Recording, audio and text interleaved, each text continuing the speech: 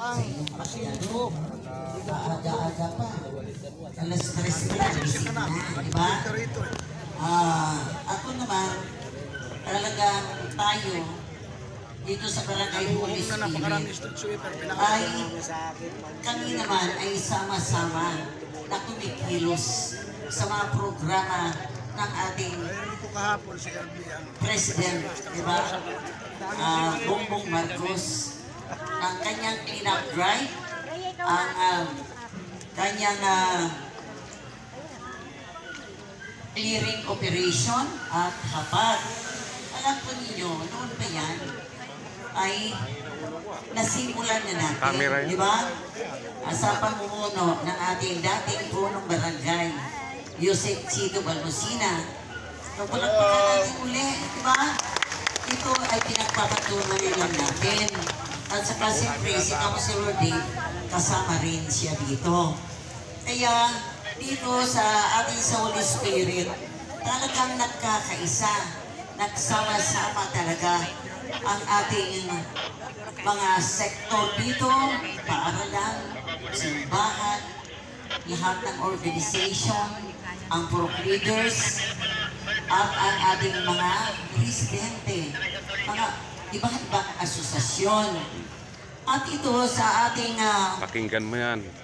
Road clearing ay pinamumunuan ng ating mga kagawaran. Andito si Kagawad Orly, Kagawad Ada, at mga SK Chairman, SK Kagawad, Kagawad Jomar Lagarto, Kagawad Bunso Balmosina, Kagawad Eden Bonos. Mayroon pa akong hindi nabanggit. Zencha Dakanay. Wala kasi. Kaya po, tuloy-tuloy po yan. Noon pa, na si Yusek Chito, nasimula na yan, matagal na. Yung ating, siyempre, road clearing. Ngayon ay tuloy-tuloy pa rin na ginagawa natin. Nagbuo tayo ng task force, clean up drive, ba, na pinamumunuan naman ng ating administrator at ng ating staff, at saka siyempre yung homeowners president, si Yasmin. Palakpakan po natin yan. At saka sa mga sektoral, ang mga tanod natin, sila po ay sumasama din.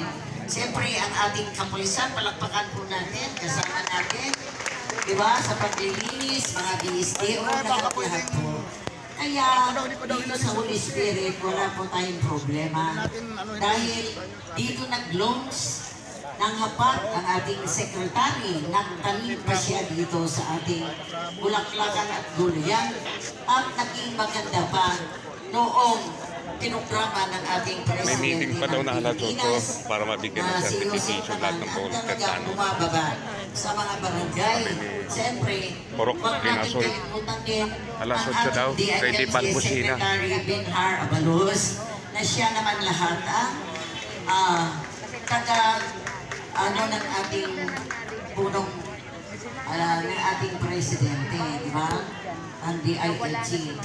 Kaya po sa ating lahat, mga bisita, ito po ay ipinagmamalaki ko.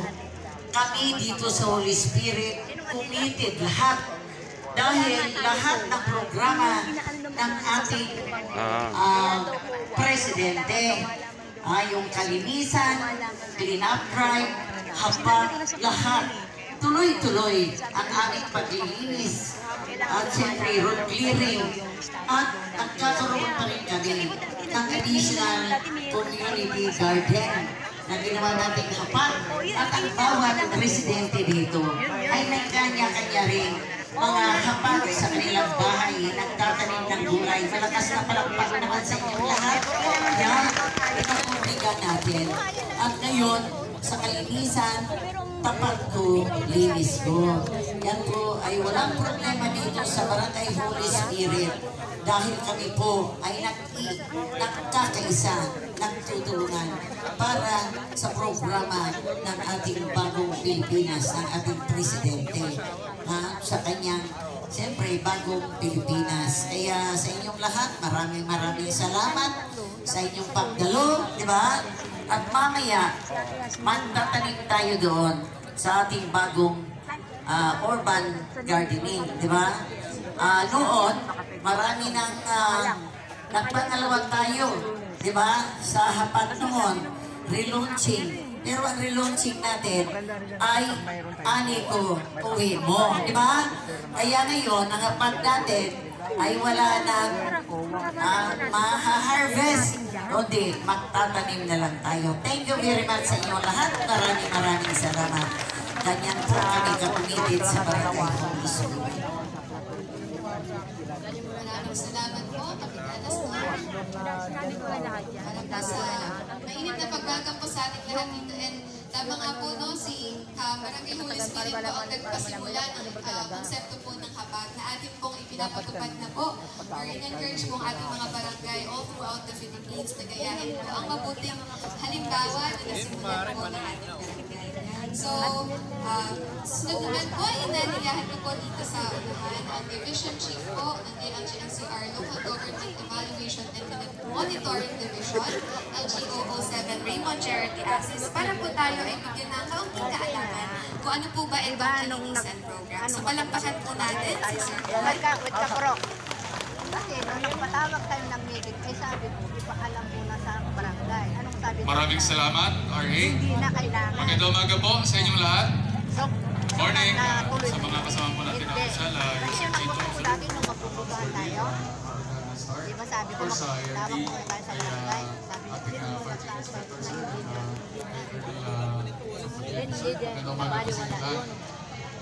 Tama po yung sabi ni Kapitana, lahat po tayo gumising ng maaga para makarating dito.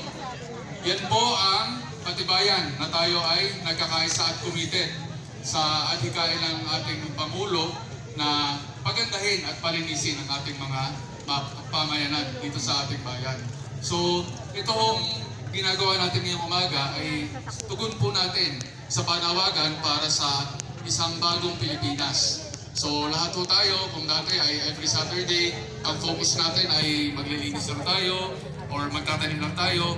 Ngayon, nabanggit po ni Kapitana, hindi lang po yun ang gagawin natin, kundi pati yung road clearing at yung iba pang mga paglilinis. Hindi lang yung mga areas na kadalasan na nating nililinis. So, ito pong ginagawa natin sa kalinisan, yung pong Kalinga Inisyatiba para sa malinis na bayan. Meron ho itong mga ilang napakahalagang prinsipyo na sinusunod. Una po dyan yung community participation. Kaya po napakahalaga, lagi po sinasabi ng ating kalihim, Secretary Benor Abalos, na dapat lahat ng sektor ng komunidad ay involved, dapat nakikiisa dito sa ginagawa nating effort para sa kalinisan. Dahil at the end of the day, kayo naman po talaga, tayo naman talaga ang sosolusyon dito sa problema natin sa solid waste, pati na rin sa liquid waste. Napakahalaga rin po ng convergence, yun pong pagkakaisa at pagtutulungan ng iba't ibang mga ahensya ng pamahalaan para sa adhikain ito. Kaya po, kung makikita po ninyo, kasama po natin parati, every weekend do ito, and hindi na po every weekend, sa lahat po ng ginagawa natin para sa kalinisan at kayusan dito sa Calacang, Maynila, kasama ho natin palagi ang MMDA, kasama ho natin palagi ang DNR, ang mga local government unit at ang lahat po ng mga ahensya ng pamahalaan. Kasama na po dyan, no? Lalong-lalo na po ang kapulisan, ang PNP, ang ating mga firefighters, Bureau of Fire Protection, ang BGMP, nakikiisa rin po parati dito sa ating mga gawain. And at the end of the day, paano ba natin masisiguro na magpapatuloy itong mga gawain? Kailangan po ay talagang empowered ang ating mga communities, ang ating mga barangays. Kaya naman po tuloy-tuloy rin ang ginagawa natin na capacity development, mga training, at pagbibigay ng tulong sa ating mga barangay nang sa gayon ay magampanan nila ang kanilang mga tungkulin. So, napakaganda ho ng ginagawa dito sa Holy Spirit. Ito nga po yung, kumbaga, Exhibit A ni Yusuf Chito pagdating po sa barangay governance. Dahil kung ano po ang nagawa dito sa Holy Spirit, sigurado po na kaya rin gawin sa ibang mga barangay. At yun po ang mensaheng ipinararating ni Yusek Balmosina sa buong Pilipinas. So ito hong kalinisan, marami ho itong iba't ibang components. Una po dyan, syempre yung clean-up.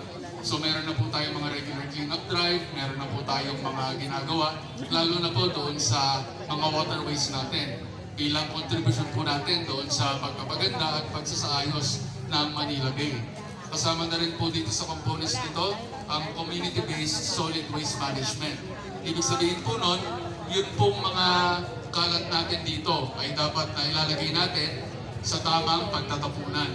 At maging sa mga kabahayan po, maganda po na maging household-based ang ating segregation. Nang sa gayon ay yung mga nabubulok, yung mga hindi nabubulok ay mailagay natin sa dapat mapaglagyan.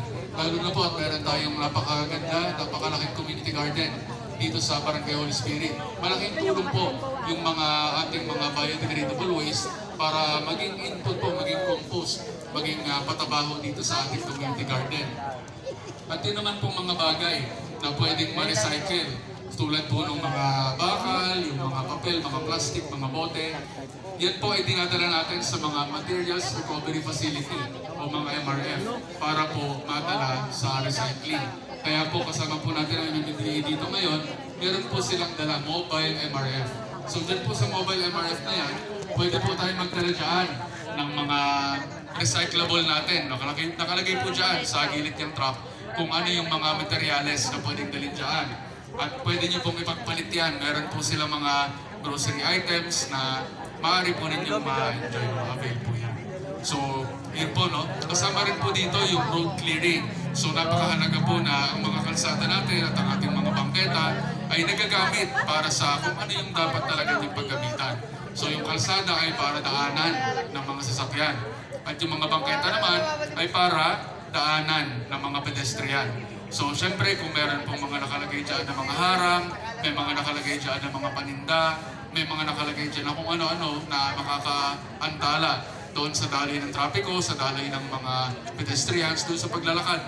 No? So, malaking ano po yan, malaking tulong sa ating pamahalaan kung mapapanatili natin na malinis at maayos ang ating mga bangketa, ang ating mga kalsada.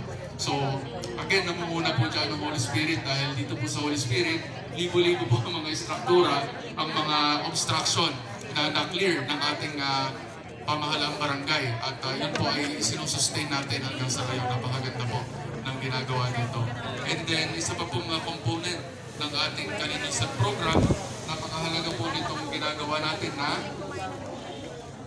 green communities. So, showcase po natin sa national po actually itong community garden, yung hapag garden po natin dito sa Barangay Holy Spirit. At ito po yung ini-strive na sinusubukan, pilit na ginagaya, ngunit hindi po talaga magaya-gaya ng ibang mga barangay dito sa ating, di lang po sa Metro Manila, kundi sa buong Pilipinas.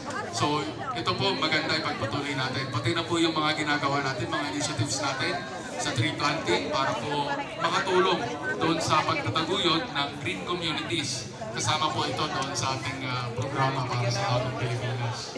Of course, napakahalaga rin po ng participation ng ating mga kabataan dito sa gawain natin. Nakita ko po kanina, pagdating pa lang po, nandun po ang timano sa harapan ng sangguniang kabataan natin.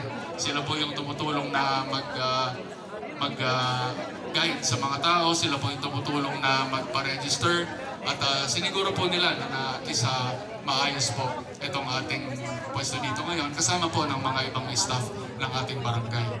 Of course, yung pong performance audit at awards and recognition, gagawin din po natin yan. Every month po nagsasubmit ang ating barangay ng report tungkol po sa ginawa ng mga tree planting, sa ginawa ng mga clean up, at sa ginawa ng mga road clearing. So lahat po yan ay pinagsasama-sama. Nakikita po yan all the way to the level of Yusek Chito na nasa central office na po ng DILG ngayon. Siya po ang talagang nagbabaston sa lahat ng barangay sa buong Pilipinas. Nakikita po sa kanyang tanggapan kung ano po yung performance ng mga barangay pagdating dito sa kalinisan, pagdating sa barangay road clearing, pagdating sa clean up. So ito po ay talagang nai-report. At of course, kino-consolidate po yan at i-endorse po yan sa Malacanang dahil ang ating Pangulo ay nagbigay po ng instruction na ang mga barangay na magandang performance, ang mga barangay na patuloy at talagang patangi-tangi ang mga ginagawa para sa kalinisan ay kikilalanin at i-recognize at bibigyan po ng karampatang awards mula po sa ating Pangulo. So definitely, ilalaban po natin ang Holy Spirit, the #1 contender po natin dito sa Metro Manila. So yun lang po, no? I hope na nabigay ko po sa inyo yung naunawaan po ninyo kung ano yung ginagawa natin dito sa Kainisan na hindi lamang po ito tungkol sa cleanup, kundi overall ho talaga ito isang napakalaking community effort. At ang solusyon po sa ating problema sa basura at sa solid waste at sa liquid waste at sa lahat po ng mga problema natin sa kalinisan at kaayusan ay nasa atin po, sa bawat isa sa atin. So, pagpatuloy na po natin ang ating programa. Salamat po sa pagdala dito sa ating activity.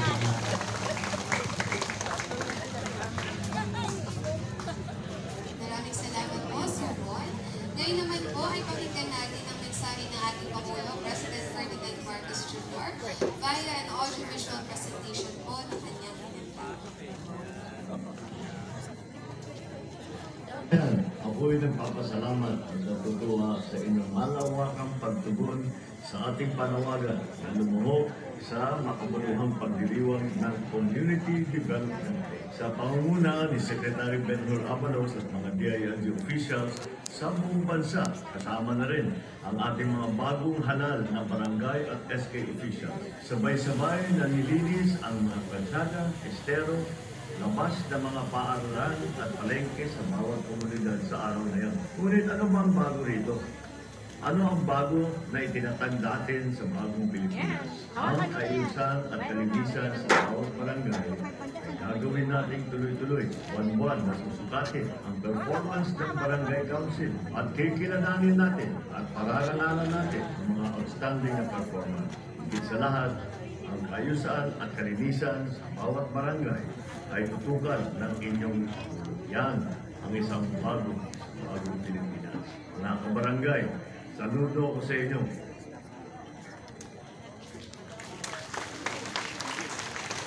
Ayan, palakpakan po natin ang ating Pangulo, President Bongbong Marcos Jr. Ayan. Ang kalinisan sa Bagong Pilipinas ay hindi lamang po isang proyekto, kundi isa po itong advokasya. Sa pagkakaisa at pagtutulungan, sigurado pong makakamtan natin ang isang malinis at maayos na komunidad, hindi lamang po para sa Barangay Holy Spirit, kundi para po sa lahat sa buong Pilipinas. So again, hashtag reminder po para sa ating social media accounts, hashtag kalinisan sa Bagong Pilipinas, hashtag DILG Barkada, hashtag Build Better More, and hashtag Clean Communities. So, sa punto pong ito, inaanyayahan po natin ang ating City Councilor Dave Valmosina para po sa kanyang mensahe. So, may we all give a warm round of applause to Councilor Dave.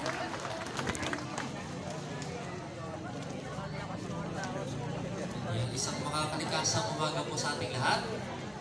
Ayan, so syempre, una-una sa lahat, nagpapasalamat po ako sa ating butihing Presidente Bongbong Marcos.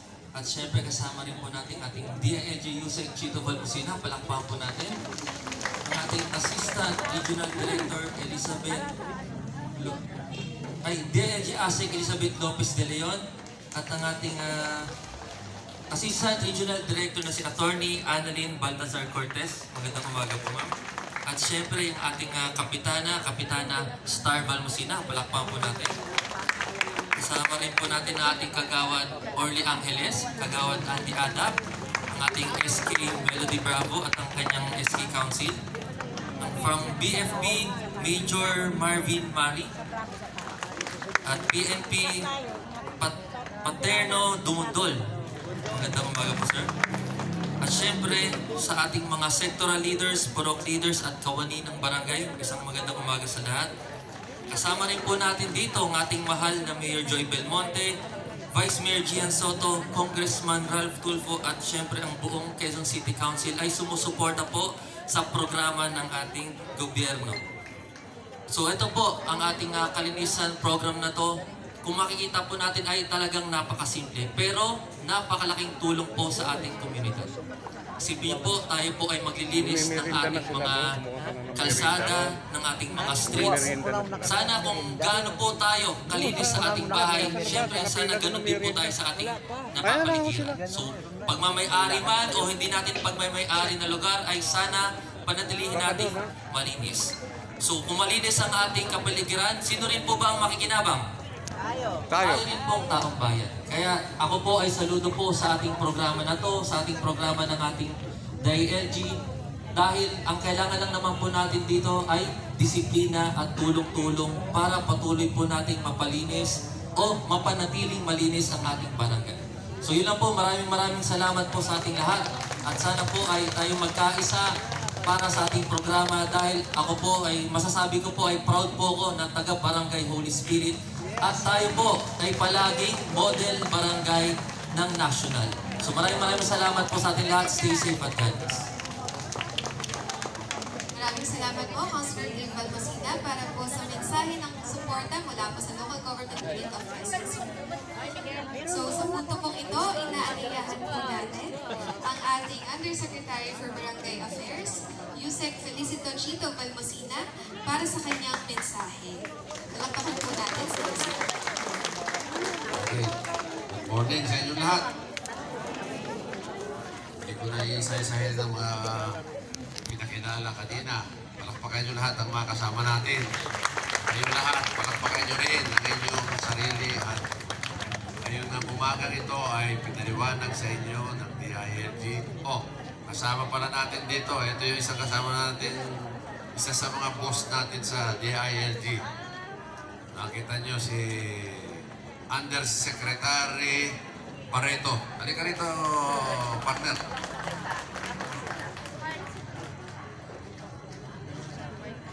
At parating na rin si Asik Ben. So parapakan niyo muli si Yusek Barreto. Alam niyo po, itong kalinisan ay matagal na natin ginagawa at naisakatuparan naman ito sa ating barangay. Kaya, nung in-announce po ito ng ating Pangulo, ay talagang natutuwa tayo sapagkat ito naman talaga kailangan sa ating bansa.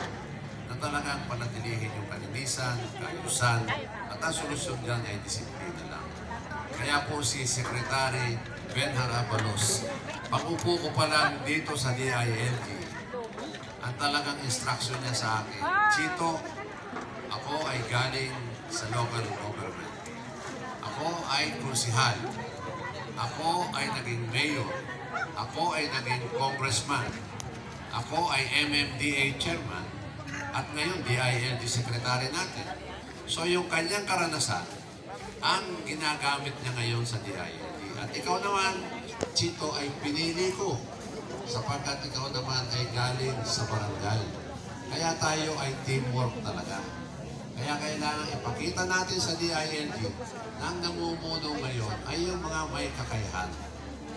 Sapagkat kung wala kang kakayahan, wala kang kaalaman, hindi mo alam kung ano inuutos mo, kung ano ginagawa mo, mahirap. Pero pag yan ay nagawa na isa katuparan na natin, hindi na mahirap ipaliwanag dito sa buong bansa. Kaya nga po, ang ating Pangulo, ang ating Sekretary, at ang buong DILG family ay talagang mayroong unity, may teamwork at solid. At nabanggit din kanina na hindi lamang ito DILG family, kasama rin po rito ang ibang ahensya. Unang-una, nandito po ang MMDA, DNR, DA, ano pa ba? So, lahat po ng agency ngayon ay talagang inuobliga ng ating mahal na Pangulo. Kaya nga po yung whole of government approach, yan po ay talagang isinasagawa, ginagawa, at talagang may mga report ang lahat ng agency kung paano nila isinasakatuparan ang mga programa ng ating pamahalaan. Yan po ang pagkakaiba ngayon. Sa ano, dinaanan natin sa lamisa. Nakita nyo, sabi ni Remo kanina, sinusukat talaga yan, minomonitor, ini-evaluate, pinabalidate, para mabigyan ng honor. Para sa lahat yun. Mabigyan ng recognition. Hindi nasa lamisa doon. At yan po, ang gusto nga ng Pangulo, monthly magkaroon ng recognition ng mga barangay. Pero kami sa DILG tumawad naman na pwede ba quarterly na lang, huwag na ho yung monthly. Ganun po ka-agresibo ang Malacanang na talagang ipa-implement. Hindi ko alam kasi may meeting pang kaya sa inyong lahat tayo naman dito sa volunteer tanong para magkaroon ng certification. Tanda ko po Sabi ni Tinasoy. Pagpupo pa lang na po ng barangay. Ito Mag-meeting lugar ang nito. lahat ito Yung tao. kanto, Tanod. yung corner Tanod na yan, lang. yung buo na yan. Pag-isip mo sa umaga, puno ng Ulit na basura. tanod. Dito sa Holy Spirit, Para daw mabigyan ng certification ng mga umating. Campsite. Yan ang mga nandyan noong araw. Sabi Pero ni Purok, dahil sa tiyaga, dahil Tinasoy, sa yun ang pagsisikap, humahawak sa buong dahil Purok. sa pagkakaisa ng mga empleyado, ng mga proklide, Paano ng yun? mga Wala nga si owners. Ron Yan po. Kaya nga, proxy kayo, di ba? Sa gawa natin malinis. Isusulat mo lang ang maayos. pangalan niya. At gusto ko rin Kasi alam sa magsasalita inyo si ano, na sa buong Balbucina. Pilipinas, walang makaka-break Hindi, ng manghuli record na pala ng Holy iniiba. Spirit. mga hindi magkaroon tanod. ng road clearing. Isipin nyo, 92 streets. So, palagpakan nyo ang inyong mga sarili. Isipin nyo, 92 streets. 6,200 structure. 6 na buwan na araw-araw. Yan po ay sinagawa natin. Wala tayong kasamang pulis. Walang kasamang MMDA. Walang kasamang engineering ng Quezon City o traffic ng Quezon City. Yan ay isinagawa ng mga tao dito. Self-demolition. Nakabantay lang ang mga barangay official. Sila ang nag-disseminate, sila ang nakiusap, sila ang nanawagan, sila ang bumaba. Yan ang sistema na ginawa natin. maihian ba? Kung baga, ipinalam natin sa kanila ang kahalagahan na dapat mayroon talaga Na makapasok tayo? Oo. Para naman sa lahat yan. Ang daming complaint. Pero dahil sa ating tiyaga sa pakikipag-usap, so malaki ang nagagawa ng dialogue. At saka talagang yung mga makukulit, pinapaliwanagan mo din na talagang ito ay talagang panahon na. Sapagkat kung natatandaan nyo, nung araw, gusto ko nang linisin yan. Nung panahon ni Mayor Matay, nung sabi sa akin ni Mayor Matay, Chito, saka na yan. Delikado tayo dyan sa eleksyon. Pagdating ni Speaker Belmonte, sa naman ng Mayor, Sir, lilinisin na natin yung mga sidewalk, iayos natin. Sabi ni Mayor Belmonte, Chito, ipaubayan na natin sa MMDA yan. Pamupo ni Mayor Bistek, pare, linisin na natin yung sidewalk para maganda, para maayos. Naku pare, matatalo tayo dyan. So sa madaling salita, lahat talagang hindi sila conforme doon sa akin recommendation ng suggestion na gusto ko ikayusan. Pero nung dumating ang administration ni Pangulong Duterte, yung kanyang presidential directive na yan at yung nilabas na MC, ni Secretary Anyo ng DILG, doon tayo natakot. At siniguro ko na ito ay maipapa-implement sa buong Holy Spirit at ultimo simbahan, nakita nyo, ng Katoliko, simbahan ng kapatid ng Muslim, yan po ay nag-self-demolish. Kaya yan ang maganda, palakpakan nyo ang inyong mga sarili sapagkat kayo ang kasama ng inyong punong barangay noon na ako at ito'y naisagawa at ngayon ay pinagagawa natin sa buong Pilipinas. Nagkataon lang ho, dapat kahapon ay magkakaroon na naman ng nationwide na talagang pinapaigting pa yung road clearing na yan. Kaya alam po, humihingi na po ang manhin ng ating sekretary sapagkat siya ay sinama ng ating Pangulo sa pagbibigay ng suporta sa mga kababayan natin na naapektuhan itong tagpulit na ito. Nabigay sila ng 50 million bawat province, nabigay ng 10,000 sa mga apektado. Kaya palakpakan nyo rin ang ating Pangulo doon sa mga programa na pinababa niya para sa kapakanan ng mga na apektuhan itong tagtuyot na ito. Kaya po sa inyong lahat, kayo naman ay matagal na natin kasama sa pagpapatupad ng mga programa na ibinababa ng DILG. At uulitin ko, ang aming DILG Secretary ay subok kasi sa gawa. At ang Holy Spirit naman ay sobra-sobra, subok na subok din lalo sa gawa at hindi sa salita. Kaya ba natin yan? Kaya! Mga kagawan, tuloy-tuloy ba ang road clearing? Ngayon, alam nyo, yung pipirmahan na bagong MOA ng ating sekretary, maliwanag na po Saan doon pumipila sa niyan? ginawa ng NCR Saan pumipila na talagang yung composite team. Kaya, Kaya nandito, video ka muna. inirecommend ko talaga na yung mga barangay na walang kakayahan na ipa-implement yung mga road clearing, yung pag-aalis ng mga obstruction, eh dapat kasama talaga ang pulis, kasama ang Tama Bureau naman of Fire. Kaya magkakapartner na, kasama ang MMDA. Kaya dapat magkakapartner na ang mga ahensya na yan para sigurado may pa-implement natin ang kagustuhan ng ating Pangulo at higit sa lahat ang ating Secretary, Benhar Abalos. Sapagkat ulit-ulitin ko, ang ating Secretary kasi ay subok sa gawa at hindi sa salita. At ang Holy Spirit naman ay hindi nagpapatalo dyan, lalo namang subok sa gawa at hindi sa salita. So sa inyong lahat, maraming salamat. Mabuhay ang DILG family. Mabuhay ang iba't ibang ahensya na kasama namin every Saturday. Wala po akong absent. Every Saturday, simula nung January, ay talaga naglilinis kami sa iba't ibang dako dito sa Metro Manila, sa Region 3, sa Region 4. Kaya ito po ay hindi ligas. Muli, magandang umaga. Mabuhay ang bagong Pilipinas. Maraming salamat po, Yusek Chito, at sa lahat na ating tagapagtaguyod ng kalinisan. And I would also like to acknowledge po the presence of our DLG Undersecretary for Public Safety, Yusek Serafin Barreto. Good morning po, Yusek. So, to proceed po with our program, I request everyone po to